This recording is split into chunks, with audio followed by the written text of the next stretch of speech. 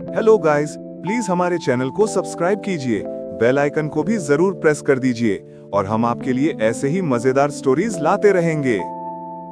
रात का समय था। शिमला की उन्हीं पहाड़ियों पर बारिश फिर से बरस रही थी। चर्च के बाहर आरव बेंच पर बैठा था, वही बेंच जहां मीरा बैठती थी। 3 महीने बीत चुके थे। उसके बाद से ना मीरा मिली, ना उसकी कोई खबर। आरव ने फोटोग्राफी छोड़ दी थी। कैमरा अब धूल से भरा पड़ा था। पर उस रात कुछ अलग था। बारिश थोड़ी तेज हुई और एक हल्की सी खुशबू हवा में घुल गई, जैसे पाइन के पेड़ों के बीच कोई चल रहा हो। आरव ने आंखें बंद की और उसे लगा जैसे उसके पास कोई खड़ा है। हमेशा इतनी बारिश में मिलते हो? एक आवाज आई, बिल्कुल पहचानी हुई। आरव ने आंखें खोली। सामने मीरा खड़ी थी, सफेद ड्रेस में, बिल्कुल वैसी ही जैसे वो उससे पहली बार मिली थी।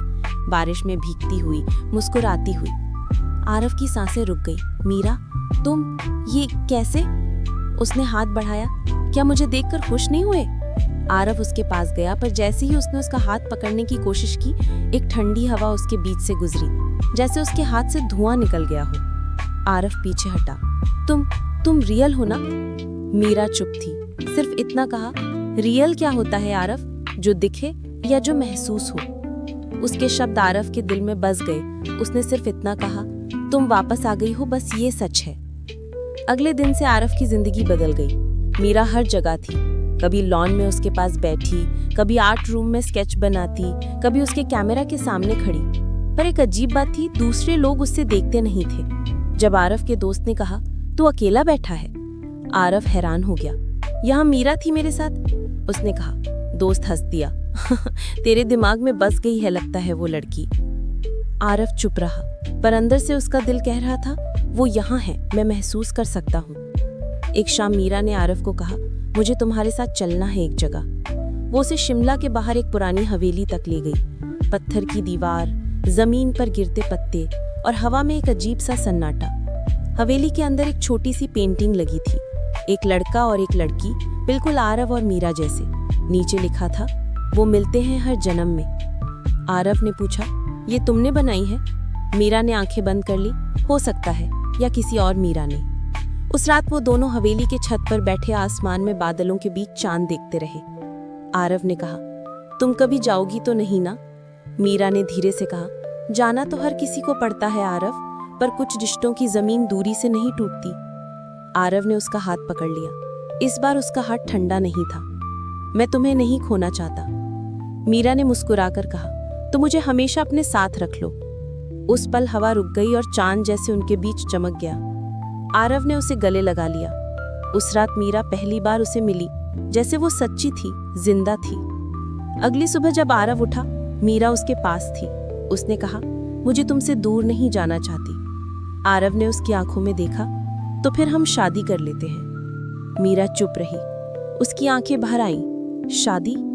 आरव ने कहा, हाँ, एक प्रॉमिस। तुम मेरे साथ रहोगी, चाहे दुनिया कहे तुम रियल नहीं हो। मीरा ने कहा, और अगर कल मैं गायब हो गई तो? आरव ने कहा, फिर मैं खुद चला आऊंगा तुम्हारे पास। 2 दिन बाद बारिश के दिन चर्च में उन दोनों ने शादी की। किसी प्रीस्ट ने नहीं, बल्कि आरव और मीरा ने खुद एक दूसरे का हाथ पकड़कर वादा किया। आरव ने कहा, मैं तुझ में जीता हूँ। मीरा ने कहा, मैं तेरे आसपास बिखरी हूँ। बारिश में भीगते हुए वो दोनों मुस्कुरा रहे थे। आरव ने उसके गले में एक छोटी सी रिंग पहना दी, कैमरा लेंस का टुकड़ा जिसे उसने पेंडेंट बनाया था। मीरा ने कहा, अब मैं कहीं नहीं जाऊंगी। पर कहानी इतनी आसान नहीं थी। उस रात जब आरव ने कैमरा उठाया और फोटो ली, उस फोटो में सिर्फ वो खुद था, मीरा का कोई चेहरा नहीं। उसके दिल में एक ठंडक सी दौड़ गई। उसने बारिश में जाकर मीरा को ढूंढा। वो चर्च के अंदर खड़ी थी, पूरी सफेद रोशनी में। मीरा ने कहा, मुझे वक्त ने वापस भेजा है आरव। तेरे प्यार ने मुझे फिर जीने दिया, पर मैं पूरी नहीं हूँ। मैं बस तेरे प्यार की दुआ हूँ। उसने उसके पास जाकर कहा, मुझे फर्क नहीं पड़ता, तुम मेरी हो। उसके बाद चर्च की घंटी बजी और हवा एकदम से तेज हो गई। रोशनी फैल गई और मीरा उसके सामने खड़ी रही, आंसुओं के साथ मुस्कुराती हुई। उसने कहा, मैं चली गई थी, पर तेरा इंतजार मुझे वापस ले आया। अब मैं सिर्फ तेरे साथ हूँ आरव। आरव ने उसे गले लगाया और उस पल मीरा बिल्कुल इंसान जैसे महसूस हुई। बारिश रुक गई। चर्च में उन दोनों का वादा गूंज उठा। अगले कुछ महीने दोनों एक साथ रहने लगे शिमला के एक छोटे घर में, पहाड़ों के बीच। सुबह चाय के साथ मीरा की हंसी घूमती, शाम को आरव उसके स्केचेस फ्रेम करता। जिंदगी बिल्कुल नॉर्मल लगती थी। लेकिन रात के समय जब आरव सोता, कभी कभी हवा में एक आवाज गूंजती, मुझे ढूंढोगे तो खुद को पा लोगे। आरव उठकर देखता तो मीरा खिड़की के पास खड़ी होती, हवा में उंगलियों से कुछ लिखती हुई। एक दिन आरव ने पूछा, तुम क्या लिखती हो रात में? मीरा ने कहा, अपनी जिंदगी की अगली कहानी। शायद कोई होगा जो इसे पढ़ेगा। आरव ने उसके कंधे पर हाथ रखा। मैं पढ़ता हूं ना हर रात। मीरा ने मुस्कुराकर कहा, तुम सिर्फ पढ़ते नहीं, महसूस भी करते हो। उसने अपने हाथ आरव के दिल पर रखे। यहाँ मेरा घर है। आरव ने कहा, फिर कभी मत जाना। मीरा ने धीरे से कहा, कभी नहीं, जब तक तुम मुझ पर विश्वास रखते हो। और फिर एक दिन मीरा ने उससे कहा, आरव, मुझे एक बात बतानी है। जो मैं हूँ वो सिर्फ तुम्हें दिखाई देती हूँ। मैं उन लोगों के बीच नहीं हूँ जिनके बीच तुम रहते हो। आरव ने कहा, तुम मेरी दुनिया हो, मुझे और किसी की जरूरत नहीं। उसने मीरा का हाथ पकड़कर कहा, कल हम शिमला के रजिस्ट्रार के सामने जाएंगे। मैं तुम्हें ऑफिशियली अपनी जिंदगी में लिखवाना चाहता हूँ। मीरा ने आंखें बंद कर लीं। ठीक है, पर कल सुबह तक मुझे संभालना अगर मैं गायब हो गई तो? आरव ने कहा, तुम नहीं जाओगी। सुबह हुई। रजिस्ट्रार के ऑफिस के सामने आरव खड़ा था। डॉक्यूमेंट्स रेडी थे, पर मीरा नहीं आई। उसने घर देखा, हवेली देखी, चर्च देखा, हर जगह ढूंढा। बस उसका पेंडेंट पड़ा था, कैमरा लेंस का टुकड़ा। आरव की आंखों से आंसू बह गए। उसने पेंडेंट उठाया, अपने दिल के पास रखा और कहा, तुमने वादा किया था मीरा। तभी हवा चलने लगी और उसके कान में एक हल्की सी आवाज आई, मैं कहीं नहीं गई आरव, बस अपने अंदर देखो।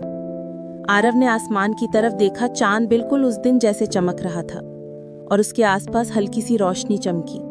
उसने महसूस किया जैसे मीरा उसके पास ही है। उसने धीरे से कहा, तो फिर मैं मानता हूँ, हमारी शादी सच थी। चाहे दुनिया कहे तुम नहीं हो, तुम मेरी हो मीरा। उस रात आरव के कमरे में एक छोटी सी स्केच हवा में उड़कर उसके पास आई। एक स्केच जिसमें मीरा और आरव हाथ पकड़कर खड़े थे और नीचे लिखा था, वो मिलते हैं हर जन्म में। आरव मुस्कुरा गया। उसने फोटो फ्रेम में लगाई और कहा, अगला जन्म भी मेरा तुम्हारा होगा मीरा।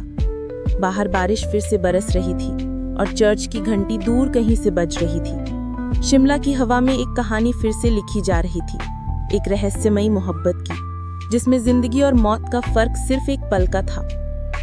इस स्टोरी का पार्ट 3 के लिए हमारे चैनल को सब्सक्राइब कीजिए और अपने दोस्तों के साथ भी इस स्टोरी को शेयर कीजिए।